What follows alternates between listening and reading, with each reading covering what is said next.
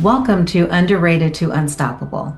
I'm Charlene, and today I am thrilled to bring you a conversation with Howie Jacobson, executive coach, author, and someone who's discovered something truly transformative: the power of wonder. In this episode, Howie shares how he went from being trained to analyze, categorize, and judge to embracing wonder as an antidote to the limits of rational thinking. You'll hear about a mind-bending telepathic experience that challenged everything he thought he knew about reality, and how that led him on a journey to question what's truly real. But here's what really struck me. Howie opens up about his own struggle with enoughness. As the son of a Holocaust survivor and a public official, he was raised to be extraordinary, to prove himself constantly. And then, in his 40s, he discovered a book title that changed everything: The Extraordinary Gift of Being Ordinary. That simple phrase gave him permission to stop exhausting himself trying to be special. This conversation goes deep into how wonder transforms coaching, leadership, and life itself. Get ready for insights that will make you rethink how you see yourself and everyone around you. Let's get to it. But I do know that one of the things that you mentioned was to talk about wonder, which I think is really cool. So tell me more about where your mind is on that. It's just such a great antidote to most of the types of unhelpful thinking that I am prone to. Okay. Like, I really was not trained to wonder. I was trained to be analytical, to be critical, to create definitions, to put things in categories. And I did really well at that. And I got good grades and I was rewarded for that. And I didn't, it's a very helpful skill, but it didn't take me to the places I wanted to go Okay. creatively. Uh-huh. And applying those skills to people often means judging them, dismissing them, Right. categorizing them, being prejudiced against them for reasons that Mhm. I wasn't consciously aware of. And I find that this idea of wonder, of Mhm. like you ever like look at the sky at 2:30 in the morning and go, what the hell? Like, Right. how is any of this even real? Mhm. Like, to be able to like to take that and apply it to the microphone in front of me. Like, Mhm. how did that get to be?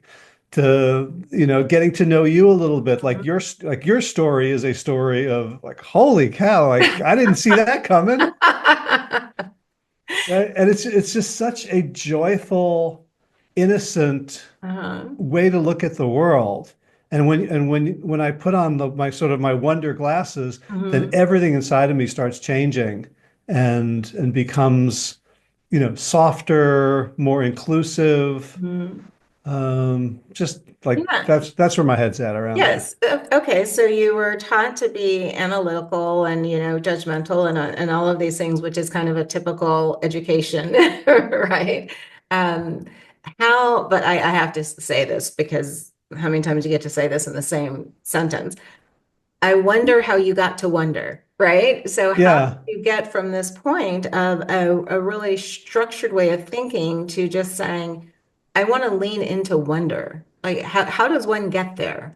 Yeah, I didn't I got there in a series of convoluted ways. Uh-huh. Like I knew I wanted something beyond what my rational mind could give me, but I didn't know how to get there.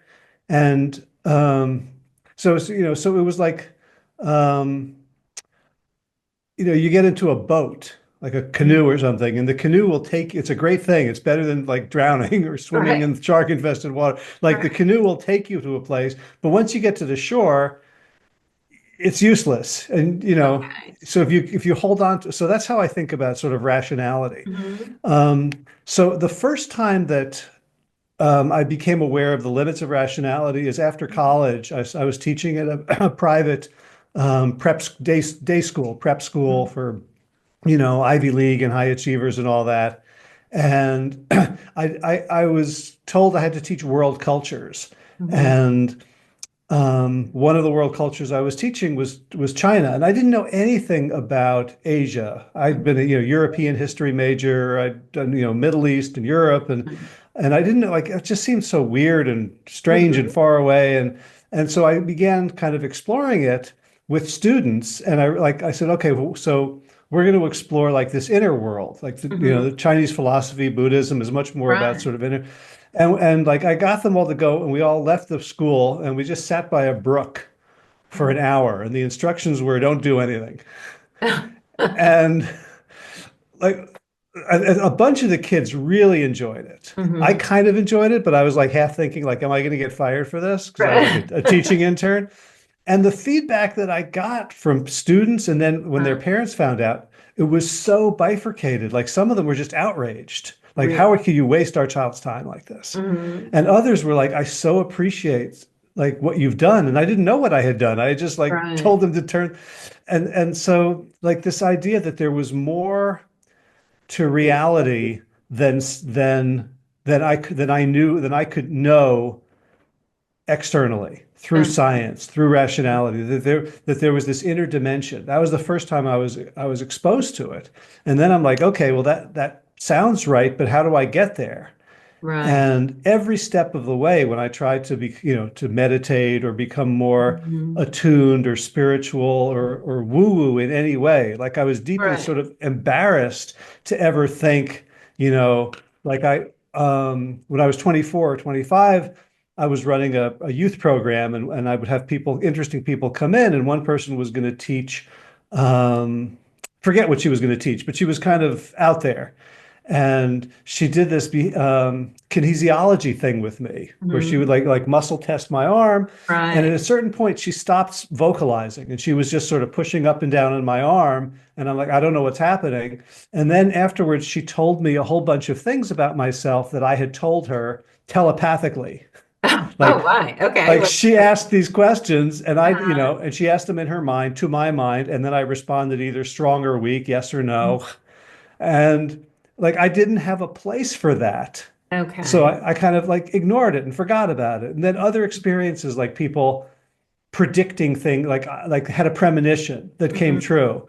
And like so Okay. like all this stuff, it was like trying to stuff all these things into a bag, like a suitcase, like you're going on a trip and you want to take way more than Right. you Then you can pack. can. Right. And the suitcase, and my rational mind was trying to create this suitcase that was going to hold everything in, but it Okay. couldn't. Hmm. It couldn't. So at some point, it was like, I don't know. I wonder what's real. Like just, and it was such a relief to just give myself permission to not need to have the answers, or not even need to have the methodology to find out the answers. To say like, I don't know.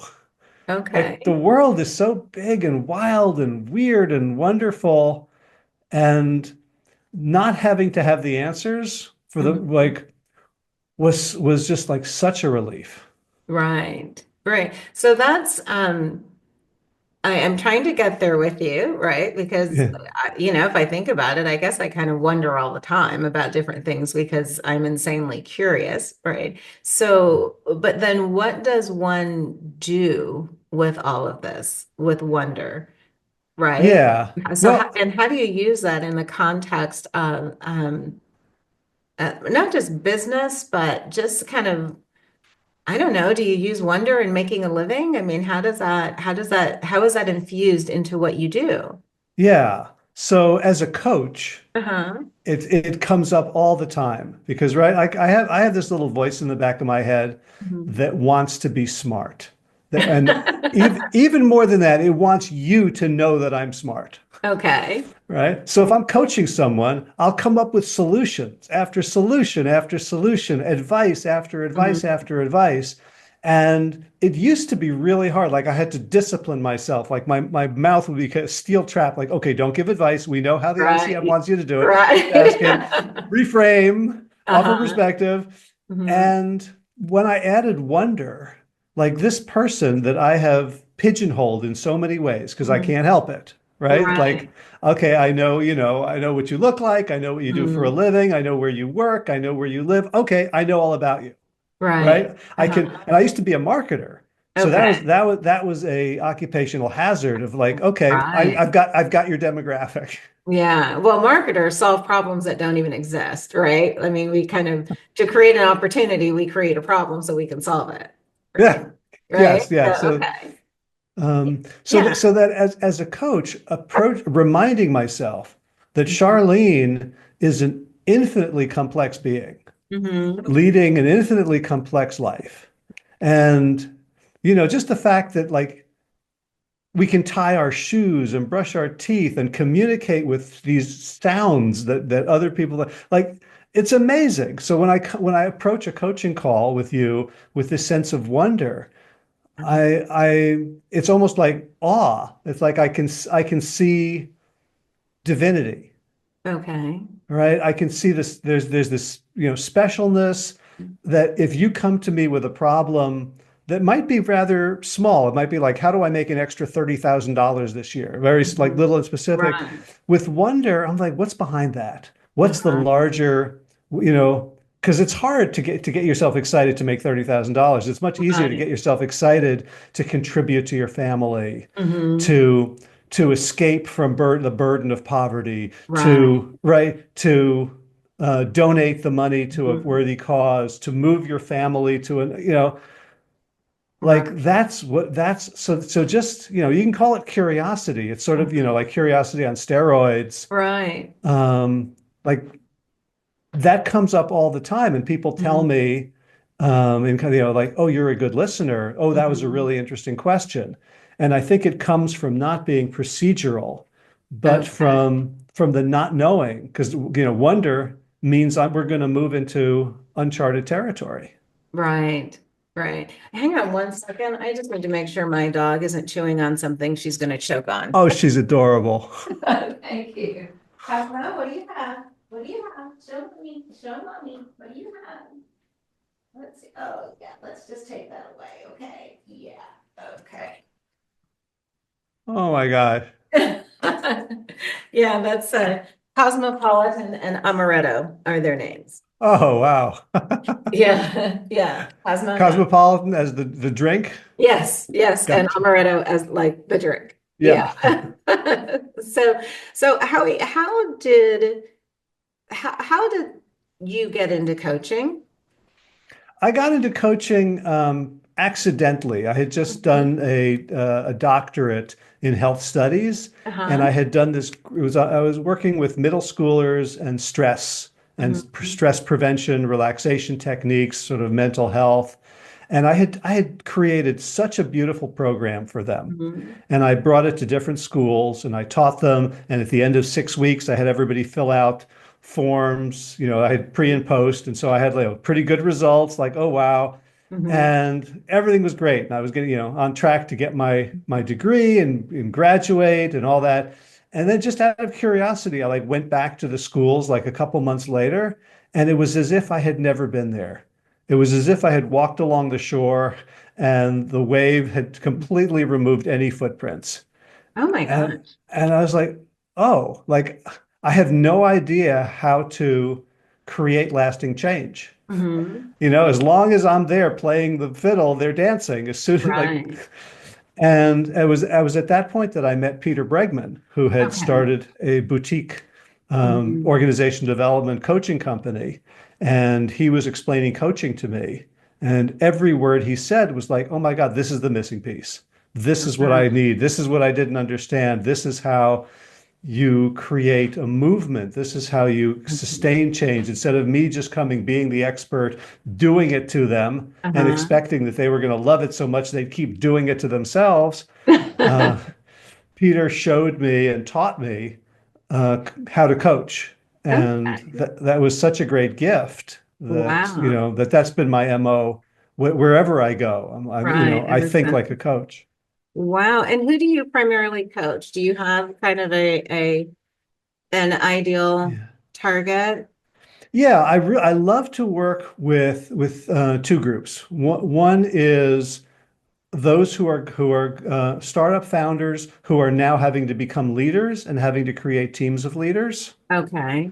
Because it's a 180 sometimes in terms Right. of what got them there won't get them to the next place, to Right. paraphrase Marshall Goldsmith's book. Uh-huh.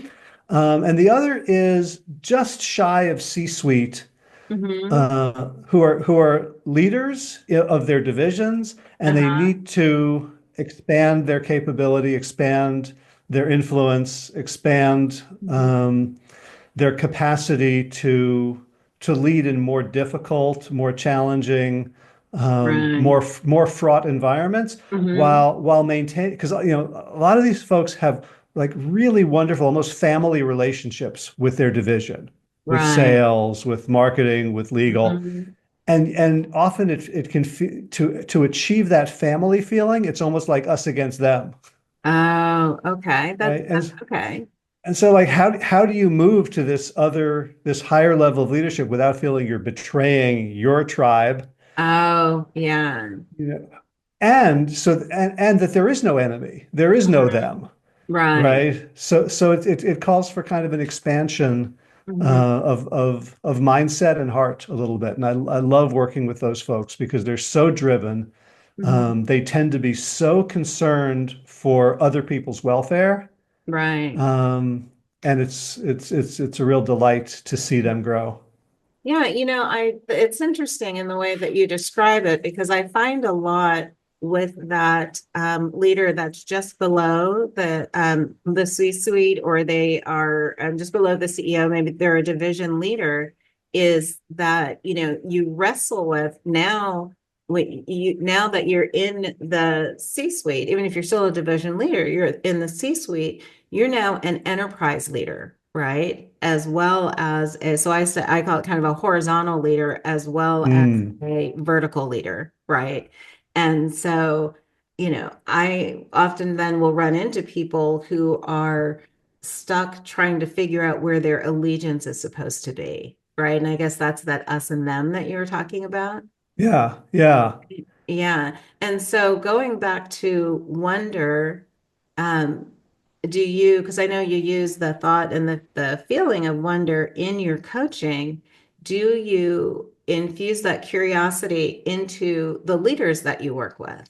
Very much so. Okay. That's because it's such a one-step process. Like when you put on your wonder glasses, Uh-huh. then all these other things that were sort of hard skills, like I was talking Right. about, like trying to coach, trying to follow the protocols without the spirit behind it. Mm-hmm. So that's just, and it's such a wonderful feeling. It's such a, being generous, being kind, seeing Mm-hmm. the best in other people. And even, one of the key places we use wonder Mm-hmm. is when the people are doing things you don't like, right? So Ah, okay. so it's so easy to attribute like the worst possible motive to why that Mm-hmm. person was late for Right. my meeting. Yeah. Yes, absolutely. Right. So this Uh-huh. idea in psychology of the fundamental attribution error, Mhm. which is if I mess up, I was having a bad day. If you Right. mess up, you're a terrible person. Right. Right. Yeah.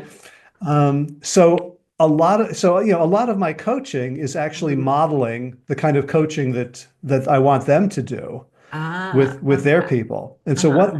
one of the key things that I've been working on over the last 2 or 3 years, Mhm. um, is the idea is people have mental maps, right? Right. We don't see reality, right? My brain Mhm. has no idea what's outside my skull. It Right. takes in sensory impression from my senses and it Mhm. turns it into a story, Right. Okay. right? Like I'm looking at a tree out there. I don't see the tree. I see the light that the tree doesn't absorb, Ah. Oh, right? So wow. so Okay. I have a so tree I don't. too. So when you said that, I immediately looked at my tree right here. Yeah. Yeah, we have this idea of reality that helps us get through the day. Mhm. Um, but it's but we have experiences, we have the things we learned growing up, Mhm. things we learned from other people, Right. just how we've survived. Like I know Mhm. you have a very poignant survival Mhm. story, but all of us have some level of we had Right. to we had to figure things out in our families of origin in order to Mhm. survive. And often when we grow up, that can look like pathology or being a jerk, Oh, okay. right? Like Uh-huh. someone is always undercutting, Right. right? Always trying to take credit, right? Mm-hmm. Like the place to wonder there is in their worldview, Mm-hmm. that behavior had an adaptive function. Right. And when people are become aware of the adaptive function, most people know that certain behaviors that they have are dysfunctional, aren't helping, Right. right? Right. Doesn't Like mean by they the stop them, but right. like they've been told, you Right. interrupt, you talk to women disrespectfully, Uh-huh. you take credit, like they've heard it, and they're like, okay, yeah, Right. yeah, yeah. Uh-huh. But like in the moment, it's like they can't help themselves. Mhm. So a lot of the coaching I used to do was sort of counteractive. It was like, okay, shut up, count to 10, Right. Right. Okay. practice the new thing that Uh-huh. will eventually override the old thing. And that Okay. works until they're under so much stress that the old thing, the old default just becomes overwhelming, Right. right? So they're in a meeting and somehow, this woman, who's powerful, strong leader woman who just said Mhm. something, has just triggered some memory of their Right. stepmom. And they don't know it. They Right. can't, right? But they're acting out of that. They've become 3 years old, and the only thing they can do is to rebel or to make a scene Right. or to protect themselves. Mm-hmm. And so wonder is like such a good tool there for helping to them to understand themselves. Because once when you dive into with this person with curiosity and compassion and Mm-hmm. wonder, what often happens is that they can see and get insight into why they're doing it. And at that moment, oh, that lady isn't my stepmother. Okay. And it's almost like they knew it rationally, but Mm-hmm. somehow the rational part of the brain had never talked to the limbic part of the brain. Right. And so Okay. a conversation that's steeped in wonder and unconditional positive regard Mm-hmm. can give people permission to hold both of them in the same place and Okay. say, on the one hand, I need to protect myself from strong women by Mm-hmm. acting out. On the other hand, I see how this hurts me. And I don't need to do that. I would actually be safer and more successful if I gave them the space to lead. And and so it Mm-hmm. can almost be like a collapse of the old map. Mm-hmm. Like I imagine the explorers, like, Columbus or whatever, coming over and as thinking they're going to get to India. And all of a sudden they hit another landmass and they go, whoa, Right. I guess I I was guess. wrong. Right. Right. This shouldn't be here. Mhm. Right. Yeah, I guess, I am a believer in um that many of our behaviors, not all of them, but many of our behaviors go back to some trigger point, some moment that mattered, right? Positively or negatively. And so I guess once you are triggered, what are the tools to get yourself into a wonder state? If that's a phrase, I may have just made that up, but Yeah, how do you yeah. get yourself into that? Um, I find it's a little bit like the way I learned to stop eating potato chips mindlessly, Hmm. which is I would eat a bag of potato chips, an embarrassingly large bag of potato chips, and as I was throwing the bag away, I'd be like, "Oh, I shouldn't have done that." Right, right, And then eventually it would be like I'm like my hand is reaching down to the bottom to the last seven chips, and I'm like, "Oh, I right. should stop." And Hmm. then halfway through. So there's grace in catching yourself at whatever point Ah. and saying, oh, okay. Now, if it's an interpersonal behavior, Hmm. that's going to require fence mending, apologies, Ah, okay. right? Which can be a hard thing. Hmm. But I find when I work with someone, and very very often when people have behaviors that they're not proud of, they're adding guilt and shame and Yeah. self-recrimination and defensiveness on top of Hmm. it. And so when we work with wonder and I'm not like, why are you doing that? Hmm. Stop that. But I'm like, I wonder Right. what do What have you learned in your life that makes that, letting that be so horrible? Or what have you learned? Like, what's the worst suffering? You're suffering here because of your behavior, but some part of you knows that if you don't do that, it'll be worse. And when we explore that, and I model compassion and Mhm. wonder, the other person can start to feel compassion for themselves. Ah, Right. And okay. So once there's, that can come in, it can mm-hmm. collapse the whole structure of that ego defense. Right. So that because we realize, okay, I th I thought I had something to fear, but once you realize there's nothing to fear, Mm-hmm.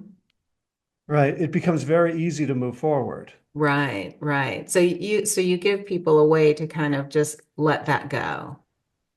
Right. I mean, I'm oversimplifying, I'm Yeah. sure, Yeah. Well, on that.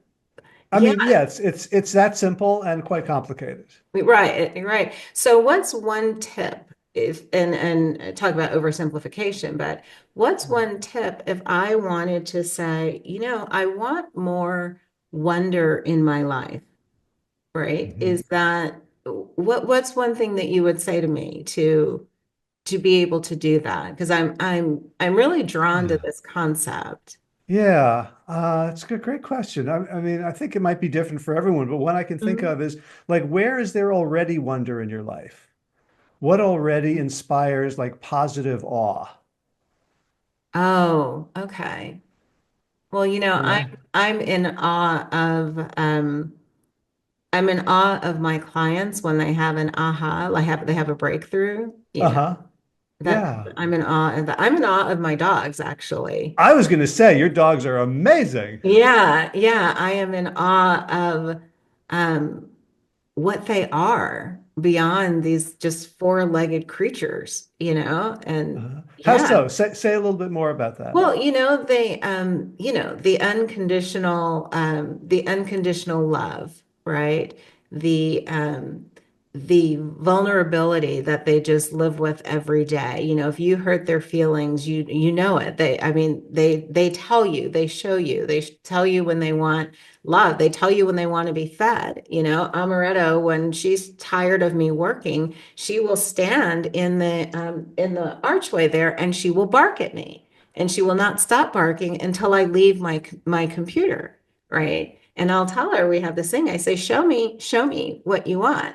And she just walks away into the other room so I can follow her. And if I come back into the office, she'll start barking at me again. And it's not feed me, it's not take me out, it's that it's time to stop. We need to hang out. Uh-huh.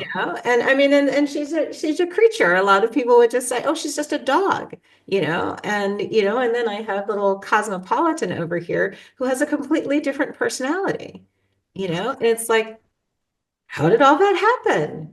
So I don't know. I'm in awe of a lot of things, I suppose. Yeah, I mean that's so beautiful. And like I try to consume media that fills me Mhm. with awe. So Yeah. I don't have a dog right now because we live in Hmm. Spain and I don't know where we're gonna, move to or Hmm. end up.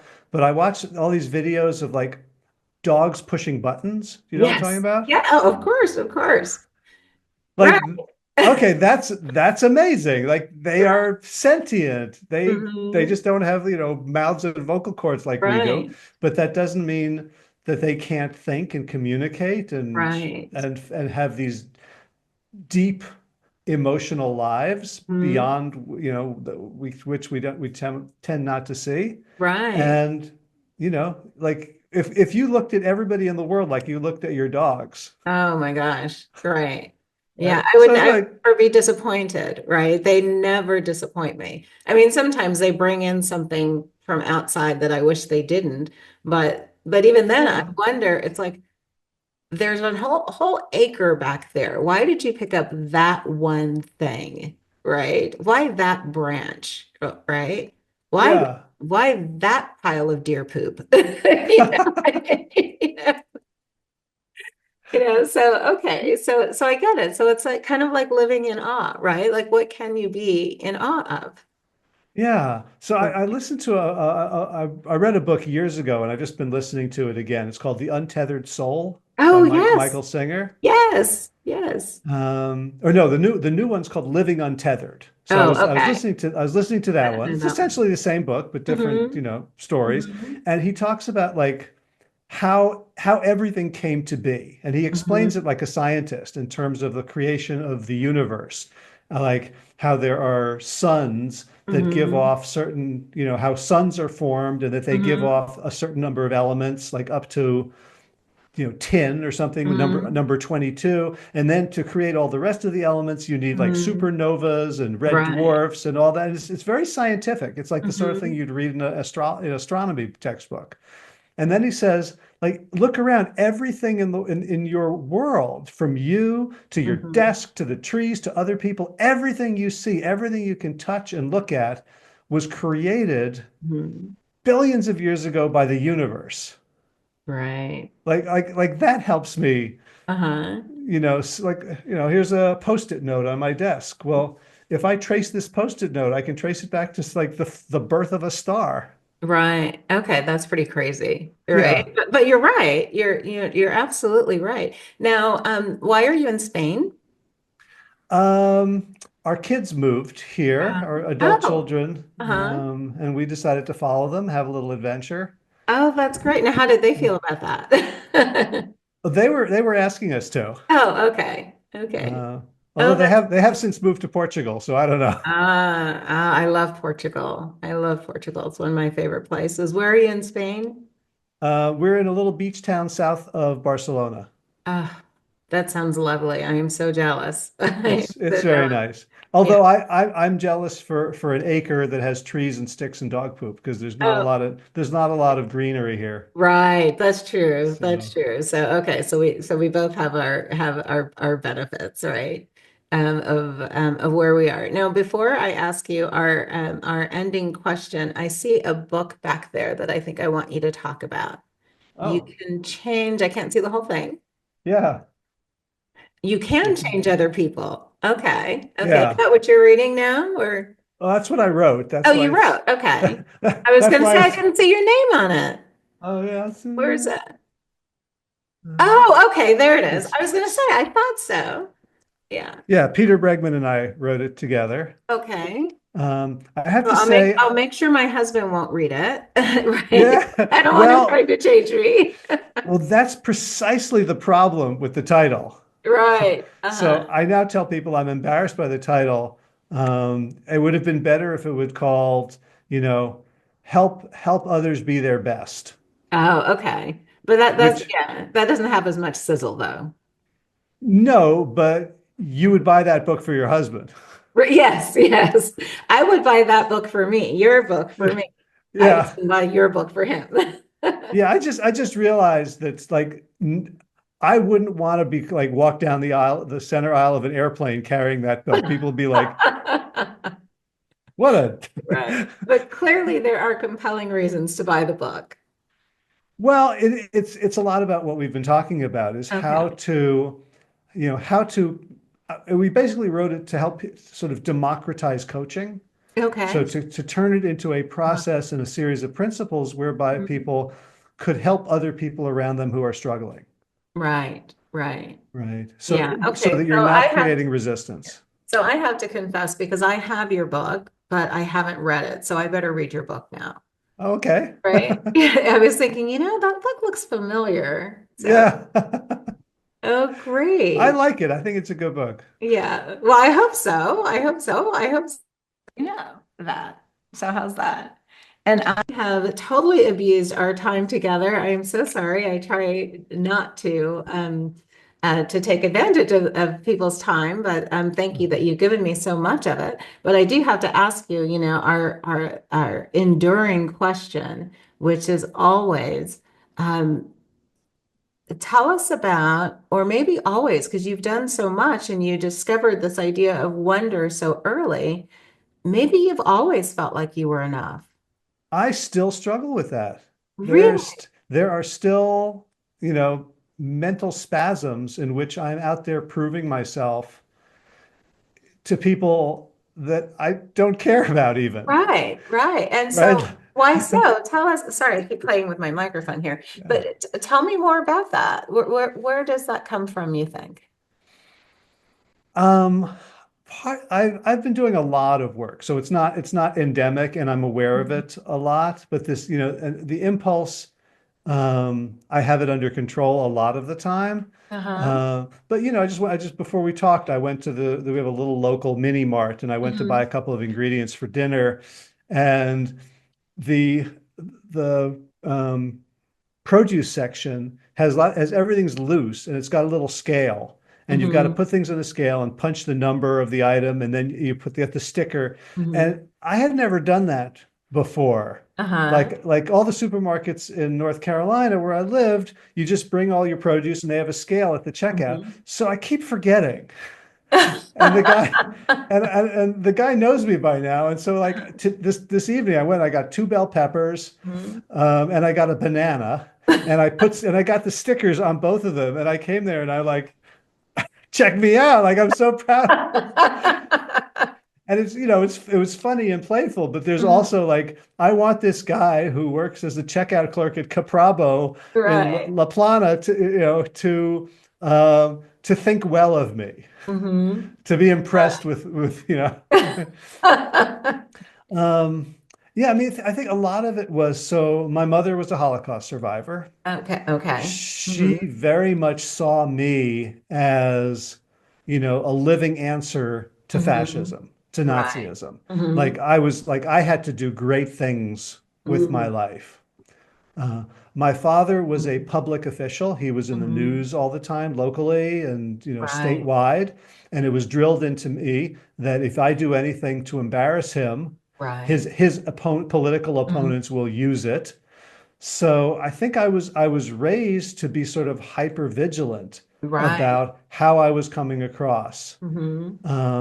And I, as a result, and I was good at school. Hmm. And so like it was really in my 40s when I first Hmm. started asking, am I doing this for me or for other people? Right. And once I started asking that question, it was actually quite painful. Hmm. It was almost like I was checking off all the things I thought I liked. And it's like, Hmm. no, that's not for me. Like, what would I do if nobody could see, if nobody cared? I don't know. I'd lie around the house. I'd play video games. I wouldn't do squat, like, honestly. Right.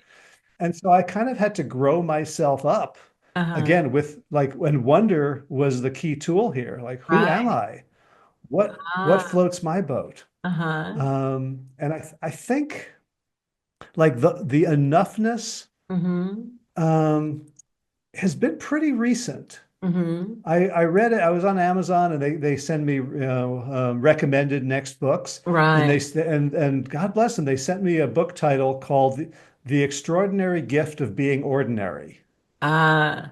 by I think a Harvard psychologist, Hmm. Ronald Siegel. Okay. And I swear, I ended up buying the book and reading it and Hmm. interviewing Dr. Siegel on my podcast. But I swear Uh-huh. the thing that had the biggest impact was seeing that title. Right. Like, it was like Right. permission for Mhm. me not to have to be special, not to have to prove Wow. myself. It was almost like that sentence Hmm. kind of clarified what I had been wanting. Right. Because You know because I that, like, it's exhausting to try to be right. extraordinary. Well, and certainly not everybody, but I have my own hypervigilance story as well. And you kind of wonder at some point, if you're lucky, if you're fortunate, you get to a point where you wonder, why in the world am I striving to be so perfect and for whom? Because it's not for me, Yeah. right? And so, so one, thank you for sharing that story. But I think, your story is kind of one of the reasons why I wanted to do this video series that I'm doing, because there are so many people out there that we look at and we see. And, one, we often just forget that everybody has a story. And so we just assume that they're perfect. They have it all. They have everything. It's all, I'm broken, they're not, or I'm struggling through something like this and they're not. I'm on this journey on my own.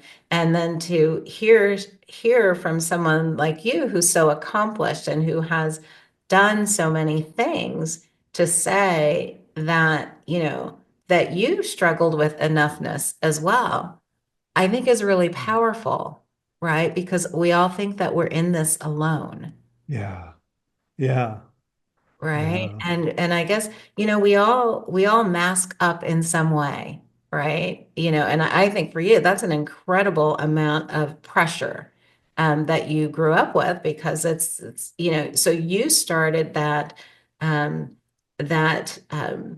I call it chasing, not choosing, started, Hmm. that chasing very early on. And I don't know, I think even to get into your 40s and to put the brakes on and ask yourself the question, who am I doing this for? Um, is that it's amazingly fortunate that in my mind, that you started thinking about that so young. Yeah. And I also have, my wife and kids to thank because they were like, Mhm. you know, we're not happy when you're miserable. Right, Like right. instead of Uh-huh. worrying about like, giving us things or taking care of us Mhm. or pleasing us, if you were to please yourself, we would really love to see that. Right. Oh, wow. Did you know you were miserable? At a certain point, it Okay. What it does became that mean? like I fought for a long time. Like, no, I'm not miserable. I'm just, Hmm. it's just this business isn't working right, and and the neighbor down the street's bothering me, and it Hmm. just sort of, I mean, it just looked like like average level grumpy, Right. Oh, okay. All right? right. But if I'm as grumpy as people are in our society, that's pretty Uh, grumpy. right. Right.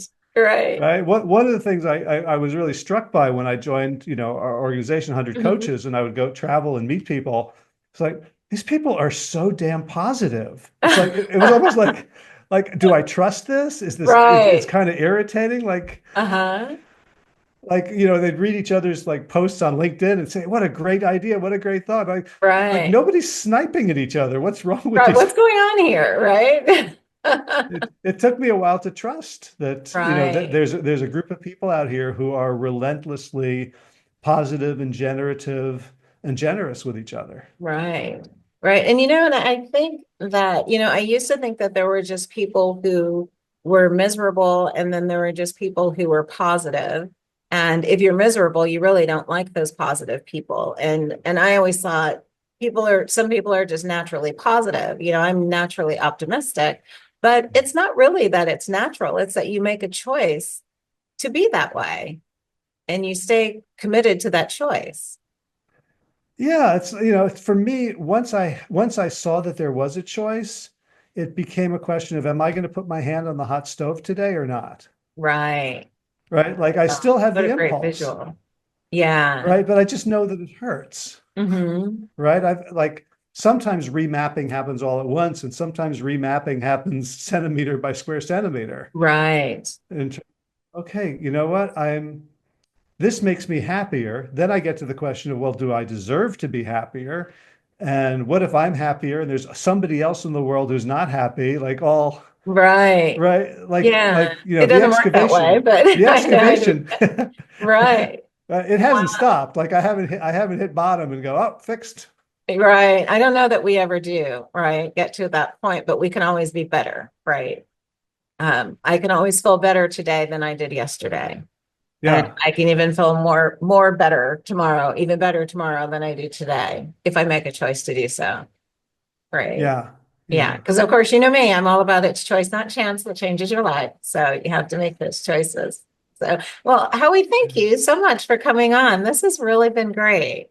It has been I it just, has been so great to reconnect with you. yeah, I just love having these conversations. And it's, more than interviews or anything. It's just, a chance to just be, I don't know, in connection with someone. And so it's just, so thank you. I really Yeah, appreciate it. you're very welcome. And you're Yeah. reminding me that I want to extend the invitation to you to have a conversation on my podcast. Oh, I would love to just send me the So, information. I would love to anytime. When I have Cool. I will something to do offer, that. I'm happy to do it. So Yeah. Well, great. you are the queen of enough, which Thank which you. out of context might not sound that Right. But flattering, it's but in always in con context for in me. in context, it totally is. Great. Thank you, Howie. Have a good evening. Thanks for being Thanks. Have a on. wonderful day. Okay. Thanks. Talk to you later. Bye. Bye-bye.